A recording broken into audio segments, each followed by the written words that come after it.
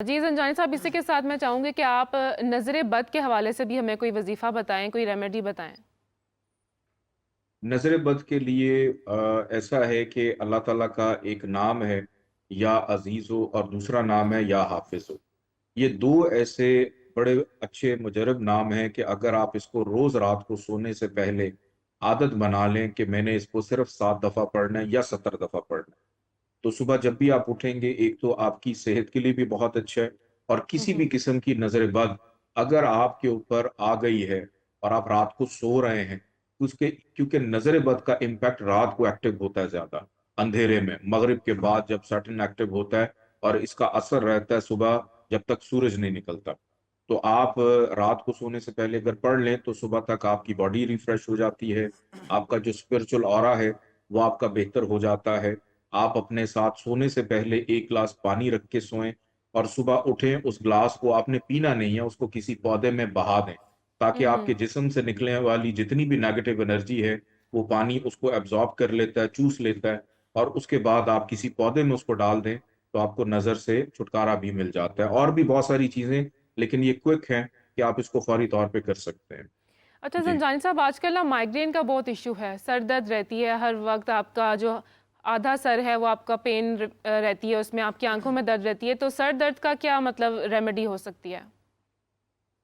Body کے اندر سر درد جب بھی آتی ہے، میڈیکل اسٹرالوجی میں علاج بالنجوم ہماری بک بھی ہے جو اس پہ لکھی ہوئی ہے ہم نے، یہ اس کا سب سے بڑا فیکٹر یہ ہوتا ہے جب آپ کی بلڈ کی سرکولیشن ڈسٹرب ہوتی ہے، اور اس کو کنٹرول کرتا ہے مارس۔ اگر آپ مائگرین کا شکار ہیں، سر درد کا شکار ہیں، سر پہ آپ کا بھاری پن ہوتا ہے، آپ کو تناؤ کھچاؤ محسوس ہوتا ہے، تو سب سے پہلا کام کریں کہ ریڈ کلر کے کپڑے پہننا چھوڑ دیں، ریڈ کلر کو اوائڈ کریں، ریڈ کلر کی چیزوں کے صدقات آپ دیں۔ اور اس کے ساتھ ساتھ پانی کا انٹیک آپ کو زیادہ کرنا ہوتا ہے، مون کو سٹرونگ کرنا ہوتا ہے، اور اس کے ساتھ ساتھ اللہ تعالیٰ کے دو نام ہیں، یا وہاب ہو یا ودود ہو۔ اگر آپ اس کو 214 دفعہ پڑھ کے پانی پہ دم کر لیتے ہیں، صرف 6 ڈیز، 6 دن، تو 6 دن کے اندر آپ کو ریلیف ملنا شروع ہو جاتا ہے مائگرین کے حوالے سے۔ لیکن دن میں کم از کم 7 گلاس آپ نے پانی کے اس کے پینے ہیں، تو پھر آپ کو ریلیف ملتا ہے۔ جی بہت شکریہ زنجانی صاحب، thank you so much for joining us, thank you. Coming back to our topic, doctor ماری، جیسے ہم بات کر رہے تھے ڈائبٹیز کی، ڈائٹ کی، تو بچوں کے حوالے سے میں چاہوں گی کہ آپ اسپیسیفکلی بتائیں کہ بچوں کی ڈائٹ کیسی ہونی چاہیے؟ اچھا، بچوں کی بیسکلی اس میں بھی ہم بیلنس اور فوڈ گروپس کے اوپر جو ہے وہ توجہ دیتے ہیں کہ بچوں کی ڈائٹ کے اندر آج کل آپ دیکھ لیں کیا چیز کی کمی ہے، وہ ہے فروٹس اور ویجیٹیبلس۔ ٹھیک ہے، بچوں کی ڈائٹ میں وہی ہے کہ فاسٹ فوڈ بہت زیادہ آ گیا، تو فروٹس اور ویجیٹیبلس جو ہیں ان کی ڈائٹ میں لازمی ہونے چاہیے، یعنی کہ دوپہر کے وقت اگر سیلڈ نہیں وہ کھاتے تو، اور ویجیٹیبلس میں بھی کچی سبزیاں بھی آتی ہیں اور پکی ہوئی سبزیاں بھی آتی ہیں، تو دونوں کا تناسب جو ہے نا ان کی ڈائٹ کے اندر ہونا چاہیے۔ اگر آپ کا بچہ خالی سبزیاں نہیں کھا رہا تو آپ دیکھیں کہ وہ کس فارم میں کھا رہا ہے، چکن کے ساتھ، شوربے کے ساتھ کھایا جا سکتا ہے اس کو، یا آپ دیکھ لیں بچہ پاستا بھی کھاتے ہیں تو وہ پاستا میں سے سبزیاں نکال دیتے ہیں، تو آج کل بڑا سمارٹ وے میں ہم ان کو نا ہڈن فارمز میں بھی سبزیاں دے رہے ہوتے ہیں۔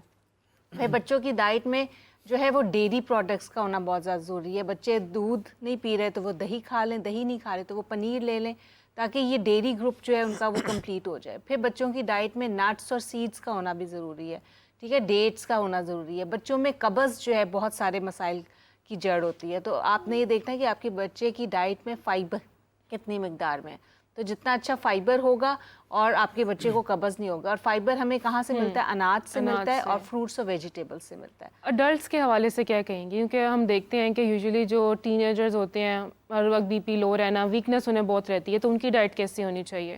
ہاں، ٹین ایجرز میں بی پی اس لیے لوڑ ہوتا ہے کیونکہ میرے پاس تو جتنے بچے آتے ہیں وہ ان کا سکپنگ میلز کے ساتھ ہوتا ہے کہ وہ بہت لمبا لمبا ان کا گیپ ہو رہا ہوتا ہے، یونیورسٹی میں چلنا کافی زیادہ ہو رہا ہوتا ہے، وہاں پر وہ سکپ کر رہے ہوتے ہیں میلز، تھوڑا بہت کچھ کھا لیا اور پھر جو ہے وہ گھر جا کے کچھ کھا رہے ہوتے ہیں، وہاں پر ان کا جو ہے معاملات ایسے آ رہے ہوتے ہیں۔ تو بیسکلی وہ جو پڑھ رہے ہوتے ہیں ان کے ذہنی نشو و نما کے لیے جو ہے nutrition plays a very important role, تو ناشتہ جو ہے بہت زیادہ امپورٹنٹ ہوتا ہے اور پروٹینز کا بڑا امپورٹنٹ رول ہے۔ اچھا ڈاکٹر ماریہ، ہم دیکھتے ہیں کہ شوگر کی وجہ سے آپ کا جو ویٹ ہے کبھی کبھار بہت زیادہ ریڈیوس ہو جاتا ہے. تو ویٹ گین کے لیے کیا آپ کا ایک اسپیسیفک باڈی شیپ ہے, اسٹرکچر ہے, گین کے لیے کیا ہم جو ہیں وہ ڈائٹ رکھ سکتے ہیں ویٹ گین کے لیے؟ ہاں اس میں یہ ہے کہ آبویسلی جب آپ کا ویٹ ریڈیوس Sugar ہوگی, patient. ہاں شوگر پیشنٹ کا, اور اس کے ہائٹ کے حساب سے اس کا بی ایم آئی جو ہے وہ لوور سائڈ پہ جا رہا ہے اور ہم اسے انڈر ویٹ جب کہیں گے تو آبویسلی ہمیں اس کی کیلریز بڑھانے کی ضرورت ہوتی ہے. لیکن اگر وہ شوگر پیشنٹ ہے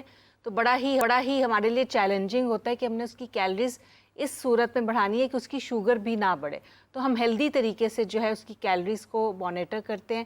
کچھ سپلیمنٹیشنز بھی ایڈ کی جا سکتی ہیں جو شوگر پیشنٹس کے لیے ہوتی ہیں, جو کہ ان کی شوگر کو نہیں بڑھاتی لیکن ان کو طاقت بخش جو ہے وہ غذا جو ہے ان کے لیے بہت امپورٹنٹ ہے. ان کے میلز کو بڑا اسمارٹلی جو ہے وہ ہمیں کرنا ہوتا ہے کہ وہ کس طرح جو ہے اپنی, ایسا نہیں ہوتا کہ ہم ان کو بہت زیادہ گھی والی چیزیں دینا شروع کر دیں اور کہ ان کی کیلریز ایڈ ہو جائیں, لیکن ان کی ڈائٹ میں گڈ فیٹس جو اومیگا 3 فیٹی ایسڈز ہیں جو نٹس اور سیڈس کی فارم میں ہوتے ہیں وہ بھی دیے جا سکتے ہیں, جو ان کی شوگر نہیں بڑھاتے لیکن ان کو اوور آل کیلریز بھی دیتے ہیں, ان کو انرجی بھی دیتے ہیں. اچھا, ہم دیکھتے ہیں کہ شوگر میں نا آپ کو بہت زیادہ بھوک لگتی ہے, تو کریونگس کو کیسے سیٹسفائڈ کیا جا سکتا ہے؟ اس میں یہ کہ کریونگز میں سب سے پہلے تو آپ دیکھیں کہ فزیکل ہنگر ہے, یعنی کہ قدرتی بھوک ہے, آپ کے کھانے کا ٹائم ہو گیا تو اس ٹائم تو آپ نے کھانا کھانا ہے. اس میں وہی ہے کہ آپ روٹی کھا رہے ہیں, ساتھ سالن ہوگا, ساتھ سیلڈ ہوگا, رائتا ہوگا. اس کے علاوہ آپ کو کریونگز ہو رہی ہے, اٹ مینس وہ ایموشنل ہنگر ہے, یعنی کہ you have to feed your mind. اس کو یہ ہے کہ آپ ڈسٹریکٹ کرنے کی ہم ٹیکنیکس بھی بتاتے ہیں پیشنٹس کو کہ اس ٹائم بہت زیادہ آپ کا اور آپ کا پیٹ بھرا ہوا ہے اور آپ دیکھ سکتے ہیں کہ آپ نے کھانا کھا لیا ہے, تو اس ٹائم اپنے مائنڈ کو ڈسٹریکٹ کریں ان فوڈ تھاٹ سے.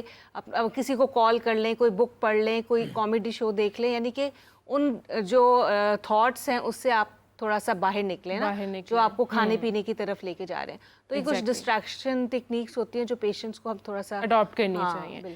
اوکے ڈاکٹر حمزہ, لاسٹلی آپ کیا سجیسٹ کریں گے ڈائبٹیز پیشنٹ کو کہ انہیں کیسے اپنا لائف اسٹائل مینٹین کرنا چاہیے تھرو آؤٹ, کون سی پریکاشنز ہیں جو انہیں لینی چاہیے تاکہ ان کا شوگر بھی کنٹرول رہے اور وہ ان کی جو لائف اسٹائل ہے وہ بھی وہ پراپر طریقے سے مینٹین کریں؟ جی, سب سے پہلے اس میں اسٹریس آپ کی ایک چیز ہے جو مین اس کی روٹ کاز ہے, ٹھیک ہے جی, اسٹریس سے آپ فری رہیں. سیکنڈلی جو ہے پراپر کھانا کھائیے لیکن اس کو تھوڑا تھوڑا کر کے چائے کھائیں. اگر تو اپنی ڈائبٹیز ہیں تو اس حساب سے اس کو میل کو جو ہے وہ تھوڑا لیں اور بار بار لیں, دن میں 6 سے 8 دفعہ کھائیے. اور تیسری جو سب سے اہم ضرورت ہے وہ ہے واک. اگر واک آپ کی بہت اچھی ہے, آدھا گھنٹہ اور صبح میں اور آدھا گھنٹہ کم سے کم شام میں واک کر رہے ہیں, تو میرا نہیں خیال میں کہ آپ کو شوگر ہے. اور اگر جو لوگ ریورس کرنا چاہ رہے ہیں تو اس چیز کو ڈبل کر دیں, تو ڈیفینیٹلی وہ چیزیں جو ہیں ان کی وہ ریورسیبل ہیں اور وہ ایک اچھی صحت مند زندگی بغیر کسی ادویات کے گزار سکتے ہیں شوگر فری. بالکل. اوکے ڈاکٹر محمود, لاسٹلی آپ کیا سجیسٹ کریں گے, آپ کیا گائیڈ کریں گے؟ کیونکہ آپ نے کہا تھا کہ شوگر کا جو علاج ہے نا وہ آپ کی انکم پہ بھی ڈیپینڈ کرتا ہے. ایگزیکٹلی, دیکھیں تو ہر چیز کاسٹ پہ ڈیپینڈ کرتی ہے, پیشنٹ کی انکم پر, پیشنٹ کی ہی کاسٹ پہ ڈیپینڈ کرتی ہے. دوائیاں تو اسی نے پرچیز کرنی ہے نا. اگر وہ مہنگی دوائیاں ہیں تو اگر اس کی انکم کم ہے تو اسے چاہیے تو پیلرز کو جس طرح ڈاکٹر صاحب نے بتایا اس پہ پراپر عمل کرے, پرہیز کرے, واک کرے, اسٹریس نہ لے. اگر آپ کو شوگر ہو گئی, سب سے پہلے تو اپنی خود کہیں کہ یار چلو شوگر ہو گئی ہے, اللہ خیر کرے گا, میں آپ کوشش کروں گا اس کو بہتر کرنے کی, اپنے آپ کو خود ذرا, ورنہ ارد گرد کے سارے لوگ پریشان کر دیتے ہیں نا, یار آپ کو شوگر ہو گئی ہے, آپ تو بڑے کمزور لگ رہے ہیں, حالانکہ کمزور لگ نہیں رہتے. اور دوسرے نمبر پہ آپ نے ویٹ کی بات کی تھی, اگر آپ کا ویٹ 100 کلو ہے اور 5 کلو کم ہو گیا تو میں آپ سے دوبارہ کہوں گا, منت کروں گا کہ 15 کلو مزید کم کر لیں. اچھا, مہربانی آپ کا کم ہو رہا ہے. اور اگر آپ کے رشتہ دار کہتے ہیں کہ جی آپ کا وزن کم ہو رہا ہے تو آپ کمزور ہو گئے ہیں, یار آگے تو تم ٹھیک رہتے, تو آپ بہتر ہو رہے ہیں, آپ کا بی ایم آئی بہتر ہو رہا ہے تو آپ بہتر ہو رہے ہیں.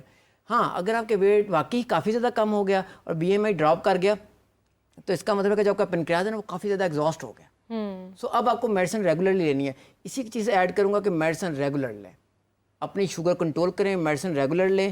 ہاں, آپ چاہتے ہیں کہ میں بڑی ایکسٹرا آرڈنری میڈیسن لے لوں یا کامن میڈیسن لے لوں, لیکن میڈیسن ریگولر لے کے اپنے ڈاکٹر کو ریگولر چیک اپ کریں. اگر وہ آپ کو کہیں نا مہینے بعد آئیں تو سال بعد مت جائیں, سال بعد مت جائیں, مہینے بعد کی جائیں. شوگر چیک کرنے کے لیے آپ کو اگر تکلیف ہو رہی ہے, دنیا میں لیٹسٹ چیزیں آ گئی ہیں, آپ سینسر لگائیں فری اسٹائل کا اور اپنی شوگر چیک کریں آرام سکون سے, اور اس سے آپ کو کوئی پرک نہیں کرنے پڑتے, آرام سکون سے یوز کریں اس کو اور آپ کو پتہ ہوگا میرا شوگر کس طرح رہ رہی ہے. اچھا ڈاکٹر محمود, پیشنٹس کو ایجوکیٹ کرنا کتنا ضروری ہے؟ کیونکہ ہم دیکھتے ہیں کہ جب کسی کو اگر شوگر ہوگی ہے وہ ڈاکٹر کے پاس گیا تو ڈاکٹر اسے ایجوکیٹ کرنے کے بجائے ڈرا دیتے ہیں, نہیں بس اب تو دوائی ہے, اس کا کوئی علاج نہیں ہے, بس آپ کو انسولین لگ جائے گی. کچھ مطلب ایجوکیٹ کرنا کتنا ضروری ہے؟ میرے جو ٹیچر ہیں ان کا کیا ماننا تھا, جب ہم نے ان سے سیکھا, انہوں نے کہا تھا جب پیشنٹ آئے اس سے پہلے تو کنسول کرو.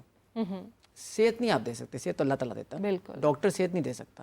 یو ہیو ٹو کنسول ہم دین گائیڈ ہم. پاکستان میں 2 چیزیں بڑی عجیب سی ہیں, ایک نیوٹریشن کی ابھی کوئی ورتھ نہیں ہے.